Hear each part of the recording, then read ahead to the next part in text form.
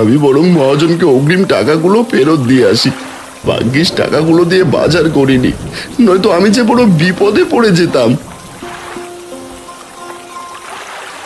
আরে কি দেখছি আমি, টুম্পাদের সব কচু তো বৃষ্টির জলে একেবারে ডুবে গেছে।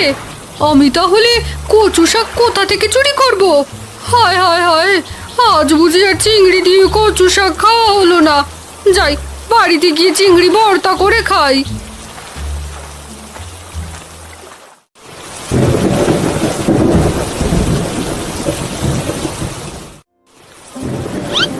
আরে এসব কি, ঝুড়িতে একটা চিংড়ি মাছ কোথা থেকে আসলো?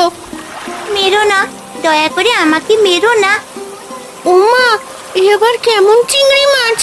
এই মাছ দেখছি আবার মানুষের মতো কথাও বলে। হ্যাঁ গো, আমি কথা বলতে পারি, তুমি আমাকে মেরো না। আচ্ছা ঠিক আছে, তোমাকে আমি মারবো না, কিন্তু তুমি আমার ঝুড়িতে কিভাবে আসলে? আমি বৃষ্টির জলের কারণে পথ হারিয়ে এখানে চলে এসেছি। তুমি আমাকে একটু সাহায্য করবে? আমাকে নদীতে ছেড়ে দিয়ে আসবে,